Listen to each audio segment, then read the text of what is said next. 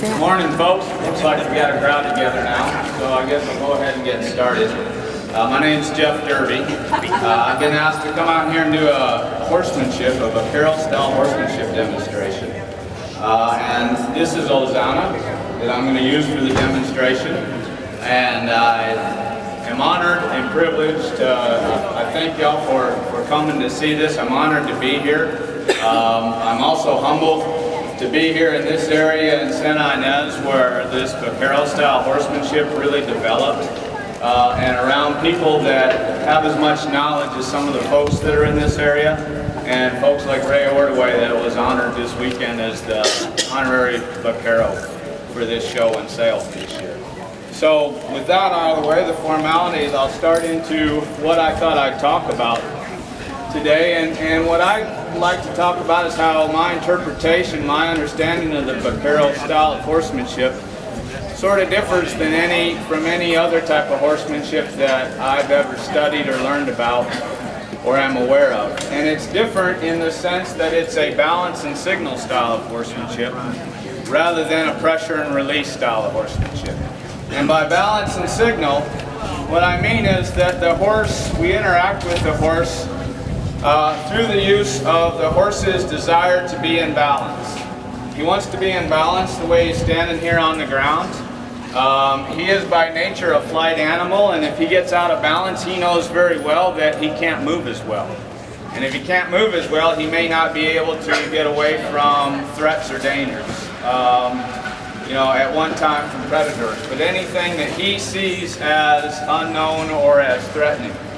So if we use that desire for them to stay in balance, we can interact with them through solely that and encourage them to move in manners that we would like by simply adjusting that balance and waiting for the horse to get back into balance.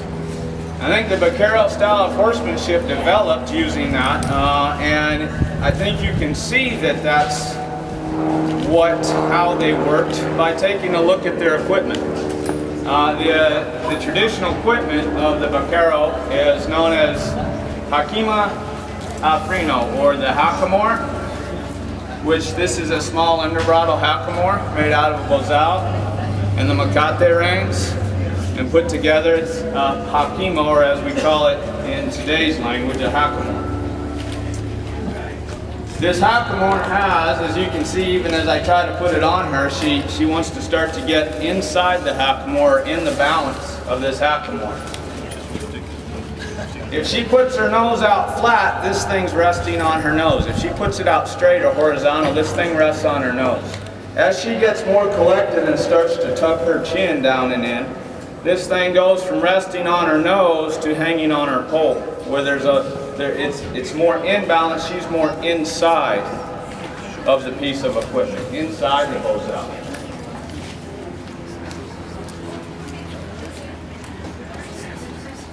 If I, as the rider, in this case, is standing next to her,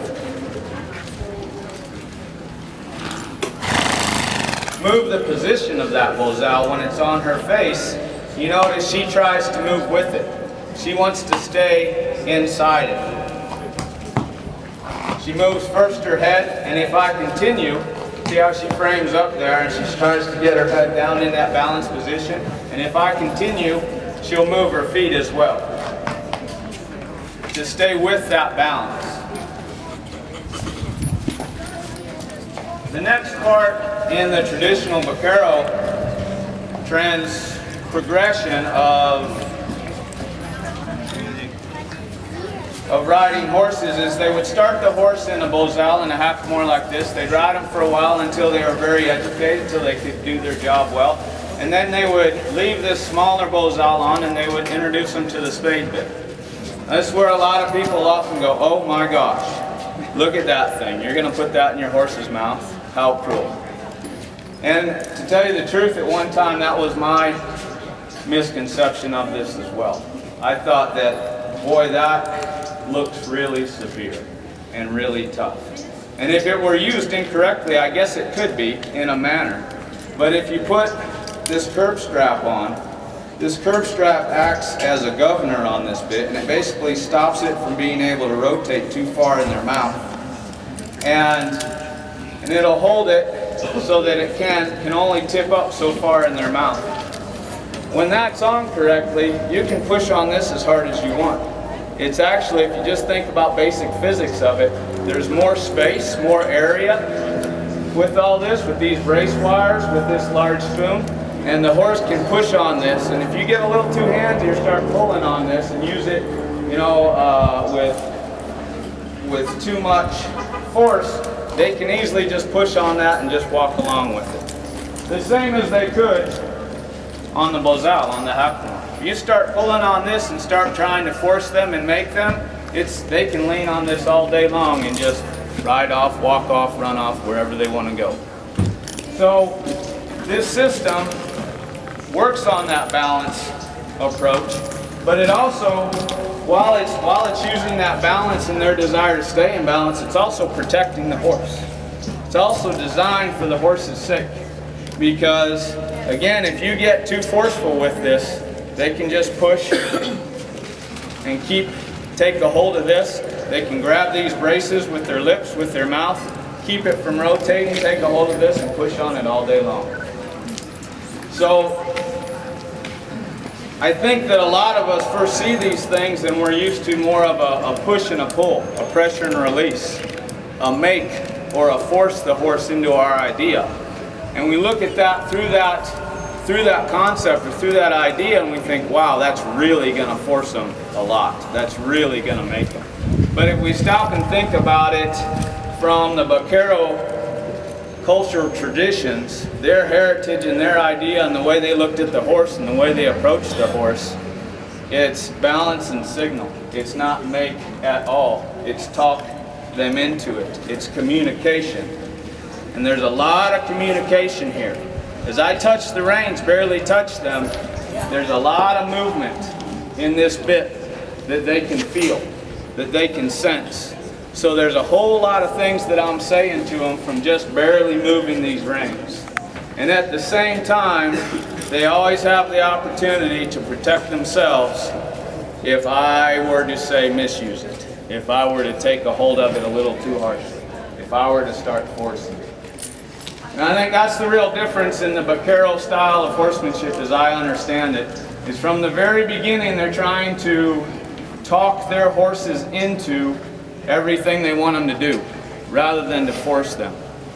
I think it's unique in that, if we stop and consider the history of it, it was sort of a perfect storm. We had the Hispanic settlers of this area that first started to come up and colonize this area, and those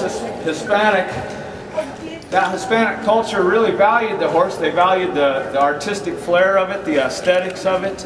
They valued the look of it. It wasn't art in old Spain. It was something that the noblemen, that the landowners, the dons, would study and would practice. And so there's an awful lot of value given to it from the Hispanic culture. And then when they got up here, they had so many cattle in the hide and tallow industry. The cattle flourished in this area, in this climate with this good grass. They had too many cattle for the Hispanic colonists to take care of. So they started enlisting the use of the indigenous people. And the indigenous people had a patience to them, a culture of working with an animal and working with nature, rather than forcing and making it. And then if you add the nice weather and the steep terrain, which requires a horse to be very in balance, to be very athletic, to be able to use their feet well in order not to slip, not to fall, not be able to stop or turn on these hillsides. You put all those things together and it gives the opportunity to develop a system that I don't think has really ever been replicated in the world. It's really very unique, and it's something pretty special that you have right here. I think that's why we're here today. I think that's why people still value it. The neat thing is, as well as the historical value of it, is I think that it's still relevant today, and you still find people like myself and several others here in the audience, and and in attendance today. We're still using it because, one, it works so well for the horse. We can still get our job done very well with it. But perhaps even more so, we're still using it because it's an interaction that develops through a long-term relationship being built on trust. Again, that's what this thing's all about. It's about protecting the horse and having to communicate with them and talk them into it. If we try to start forcing our way on it, they can start to ignore us. It doesn't work so well. So we have to keep that fair, balanced interaction between us and them. They're just as important a part of this as we are. And if we don't look at it that way, if we don't honor them that way, this falls apart. But I think it's making a resurgence, luckily, in today's world, because that's something that's maybe missing in our hurry and our shortcuts and our time. And people really appreciate what this gives them. So with that said, I'll go ahead and put this on and maybe just move around and demonstrate a little bit. There's not a whole lot of room to ride. It's a bit slick in here, but hopefully that's what this is developed for. Slick fitting, so we'll see how it goes.